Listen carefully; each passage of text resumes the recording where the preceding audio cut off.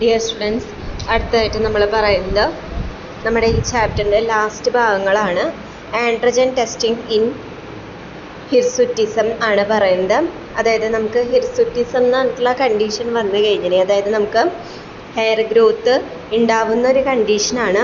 ഈ ഒരു അതായത് സ്ത്രീകളിൽ നമുക്കറിയില്ല ഹെയർ ഗ്രോത്ത് കുറവായിരിക്കും അല്ലേ. അപ്പോൾ ആൻഡ്രോജൻ്റെ അളവ് ടെസ്റ്റ് ചെയ്യുന്നൊരു മെത്തേഡാണ് ഇവിടെ പറയുന്നത്. അപ്പോൾ നമുക്ക് ഹിർസുറ്റിസം എന്ന് പറയുന്നത് females is most commonly idiopathic in aetiology. അതായത് 40% cases can be due to elevated androgen levels. അതായത് നമുക്കൊരു 40% മാത്രമാണ് എന്നാണ് ഇങ്ങനെയുള്ള കേസുകൾ, അതായത് നമ്മുടെ ആൻഡ്രോജൻ ലെവൽസ് കൂടുന്ന മൂലം സ്ത്രീകളിൽ ഈ ഒരു ഹിർസുറ്റിസം കണ്ടീഷൻ, അതായത് ഹെയർ ഗ്രോത്ത് വളരുന്ന കണ്ടീഷൻസ് നമ്മൾ കാണുന്നത്. നമുക്ക് സാധാരണയായിട്ട് ആൻഡ്രോജൻ എന്ന് പറയുന്നത് ഒരു നോർമൽ ലെവലിൽ പ്രൊഡ്യൂസ് ചെയ്യുന്നത് നമ്മുടെ ഓവറീസിനും അതുപോലെ തന്നെ അഡ്രിനൽ ഗ്ലാൻസിനും അഡ്രിനൽ ഗ്ലാൻസിന് ഒരു നോർമൽ ലെവലായിട്ട് ആൻഡ്രോജൻസ് റിലീസ് ചെയ്യുന്നതാണ്. True androgen excess can occur in ovarian and adrenal gland disorders. നമുക്ക് വളരെ കൂടുതൽ ആൻഡ്രോജൻ്റെ ലെവല് നമ്മുടെ ശരീരത്തിലുണ്ടാകുമ്പോൾ അത് നമ്മുടെ ഒവേറിയൻ അതുപോലെ തന്നെ അഡ്രിനൽ ഗ്ലാൻഡ് ഡിസോർഡറുകൾക്ക് കാരണമാവുന്നുണ്ട്.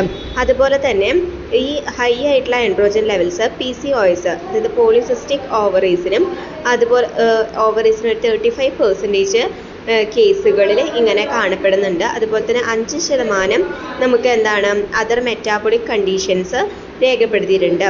അതുപോലെ തന്നെ congenital adrenal hyperplasia condition, Cushing syndrome, hyperprolactinaemia, അതുപോലെ അഡ്രിനൽ ആൻഡ് ഒവേറിയൻ ട്യൂമേഴ്സൊക്കെ ആൻഡ്രോജൻ്റെ അളവ് എക്സസ് ആവുന്നത് മൂലം നമുക്ക് കണ്ടുവരുന്നുണ്ട്. നെക്സ്റ്റ് പറയുന്നത് പോളിസിസ്റ്റിക് ഓവറി സിൻഡ്രോം ആണ്. ഈ പോളിസിസ്റ്റിക് ഓവറി സിൻഡ്രോം എന്ന് പറയുമ്പോൾ അതിൽ നമ്മുടെ ഈ പോളിസിസ്റ്റിക് ഓവറി സിൻഡ്രോമിൽ in addition to the above hormonal testing ovarian ultrasound is usually recommended. നമ്മൾ ഇങ്ങനെയുള്ള കേസുകളിൽ നമുക്ക് അൾട്രാസൗണ്ട് സ്കാനിങ്ങൾ അതുപോലെ തന്നെ ഹോർമോണൽ ടെസ്റ്റിങ്ങൾ ചെയ്യാറുണ്ട്. പിന്നെ നമുക്ക് ഡയബറ്റിസ് മെലൈറ്റസ് ഉള്ളവരിൽ, അതായത് നമുക്ക് ഷുഗർ കൂടുതലാണോ എന്നുള്ള കണ്ടീഷനുകൾ ചെക്ക് ചെയ്യും. അതുപോലെ തന്നെ ഹൈപ്പർ ലിപ്പിഡീമിയ കണ്ടീഷൻ, ലിപ്പിഡിൻ്റെ അളവ് നമ്മുടെ ശരീരത്തിൽ കൂടുതലാണോ, fasting glucose, insulin, HbA1c, oral glucose tolerance ടെസ്റ്റുകൾ, insulin resistant and lipid level ടെസ്റ്റുകൾ, ഇതൊക്കെ നമ്മൾ ഇത്തരത്തിൽ അതായത് PCOS വന്നു കഴിഞ്ഞിട്ടുണ്ടെങ്കിൽ നമ്മൾ ചെക്ക് ചെയ്യുന്നതാണ്. അപ്പം അതിൻ്റെ എങ്ങാനും ഫലമായിട്ടില്ലെങ്കിൽ അത്തരത്തിലുള്ള ഹോർമോൺസിൻ്റെയോ എങ്ങാനും ഫലമായിട്ടാണ് നമുക്ക് നമ്മുടെ ശരീരത്തിൽ ഇത് കൂടുന്നത് എന്നുള്ള കാര്യങ്ങളൊക്കെ, ഇല്ലെങ്കിൽ ആൻഡ്രോജൻ ലെവൽസ് വ്യത്യാസപ്പെടുത്തുന്നത് എന്നുള്ള കാര്യങ്ങളൊക്കെ നമ്മൾ നോക്കാറുണ്ട്. ഇനി ഓരോ ടെസ്റ്റും അതെപ്പോഴാണ് ചെയ്യുന്നത്, അതിൻ്റെ റിസൾട്ട് ആൻഡ് ഇൻ്റർപ്രിറ്റേഷനാണ് പറയുന്നത്. ഫസ്റ്റ് പറയുന്നത് പ്രൊജസ്ട്രോൺ ആണ്. നമ്മൾ മെൻസസിൻ്റെ 21 ഡേയിൽ, അതായത് D21 in a regular cycle for 7 days prior to expected menses if cycle not 28 days. അതായത് നമ്മൾ 28 അതായത് നമ്മളൊരു ഹെൽത്തി ആയിട്ടുള്ളൊരു മെൻസ്ട്രൽ സൈക്കിൾ എന്ന് പറയുമ്പോൾ 28 days മെൻസ്ട്രൽ സൈക്കിളാണ്. അതല്ലാത്ത പക്ഷം അതങ്ങനെ അല്ലാത്ത ഒരു മെൻസ്ട്രൽ സൈക്കിളാണ് നമ്മുടെ പേഷ്യൻറ്റിന് നടക്കുന്നതെങ്കിൽ ഈ പ്രൊജസ്ട്രോൺ ടെസ്റ്റിങ് നമ്മൾ ചെയ്യുന്നതാണ്. ഇതിൻ്റെ റിസൾട്ട് എന്ന് പറയുന്നത് 30 nmol/L ലിറ്ററിനേക്കാളും കൂടുതലാണ് വാല്യൂ എങ്കിൽ അത് confirms ovulation, whereas low values indicate an ovulation and a need for follow up testing. അതായത് ഇതിന് 30 nmol/L കൂടുതലാണെങ്കിൽ നമുക്കത് ഓവുലേഷൻ നമുക്ക് നടക്കാനായിട്ടുള്ള സാധ്യതയുണ്ട്. പക്ഷെ അതിനേക്കാളും താഴെയാണ് നമ്മുടെ കണ്ടീഷൻ എന്ന് വെച്ചിട്ടുണ്ടെങ്കിൽ ഓവുലേഷൻ ഇല്ല എന്നുള്ള കണ്ടീഷനും അതുപോലെ തന്നെ ഫർദർ ആയിട്ടുള്ള ടെസ്റ്റിങ്ങുകൾ ചെയ്യണം എന്നുള്ള കാര്യമാണ് പറയുന്നത്. നെക്സ്റ്റ് പറയുന്നത് FSH ആണ്.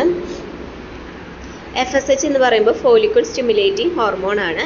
Day 2 to 6 early follicular phase best on Day 3, അതായത് നമ്മുടെ മെൻസസിൻ്റെ 3rd ഡേയിലൊക്കെ നമുക്ക് ചെയ്യാം.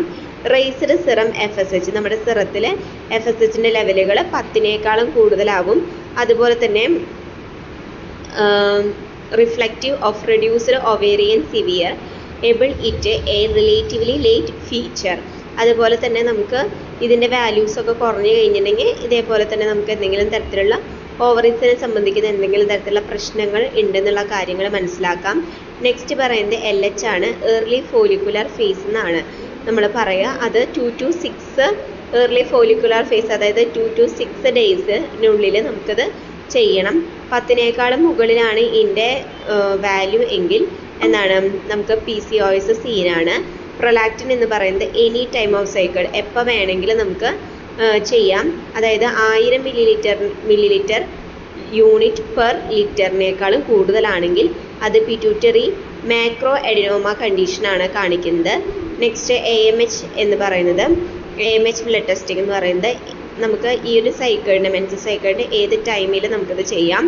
പിന്നെ എന്താണ് a sensitive hormone marker of fertility potential. Low values may indicate poor ovarian reserve while high values may suggest PCOS. അപ്പോൾ low values indicate ചെയ്യുന്നത് poor ovarian reserve ആണ്. High ആയിട്ടുള്ള വാല്യൂസ് ഇൻഡിക്കേറ്റ് ചെയ്യുന്നത് എന്താണ് values may suggest PCOS. Testosterone എന്ന് പറയുന്നത് any time of cycle, നമുക്ക് സൈക്കിളിൻ്റെ ഏത് ടൈമിലും ചെയ്യാം. May suggest PCOS or CAH, അതായത് നമുക്ക് PCOS എന്തെങ്കിലും ഉണ്ടോ എന്നുള്ള കണ്ടീഷനുകൾ നമുക്ക് ഈ ഒരു ടെസ്റ്റിങ്ങിലൂടെ നമുക്ക് നോക്കാവുന്നതാണ്. നെക്സ്റ്റ് പറയുന്നത് ജനറൽ കോസസ് ഓഫ് ഫെർട്ടിലിറ്റി ആണ്. എന്തൊക്കെയാണ് ജനറലായിട്ട് നമുക്ക് ഇൻഫെർട്ടിലിറ്റിക്ക് കാരണമാവുന്ന കാര്യങ്ങൾ? അതായത് അനോറക്സിയ നെർവോസ, മാൽ ന്യൂട്രീഷൻ, അതായത് പിന്നെ സബ്സ്റ്റൻസസ് അബ്യൂസ്, അതായത് നമ്മൾ എന്തെങ്കിലും പോഷകാഹാരക്കുറവോ, അതുപോലെ തന്നെ നമുക്ക് മദ്യപാനം, പുകവലി, ആൽക്കഹോളിസം, അതുപോലെ തന്നെ സ്റ്റിറോയിഡിന് അമിതമായിട്ടുള്ള ഉപയോഗം, പിന്നെ tumours, chemotherapy, infections, metabolic conditions, അതായത് നമുക്ക് ഇപ്പോൾ ഹൈ ആയിട്ടുള്ള ഷുഗർ ലെവലുകൾ, അങ്ങനെയുള്ള കാര്യങ്ങളോ ഇല്ലെങ്കിൽ ക്രോണിക് ആയിട്ടുള്ള എന്തെങ്കിലും തരത്തിലുള്ള അസുഖങ്ങൾ, ഇപ്പോൾ HIV, HIV, അതുപോലെ തന്നെ ഹെപ്പറ്റൈറ്റിസ്, ഇങ്ങനെയുള്ള കണ്ടീഷൻസ് ഒക്കെ ഉണ്ടെന്ന് വെച്ചിട്ടുണ്ടെങ്കിൽ നമുക്കിതുപോലെ തന്നെ ഇൻഫെർട്ടിലിറ്റി ഉണ്ടാവാനായിട്ടുള്ള സാധ്യതകൾ കൂടുതലാണ്. Next blood investigation and follow up management may include. എന്തൊക്കെ ബ്ലഡ് ഇൻവെസ്റ്റിഗേഷൻ ടെസ്റ്റുകളും അതുപോലെ തന്നെ ഫോളോ അപ്പുകൾ നമുക്ക് ചെയ്യാമെന്ന് വെച്ചിട്ടുണ്ടെങ്കിൽ general chemistry including liver function and kidney function ടെസ്റ്റുകൾ ചെയ്യാം.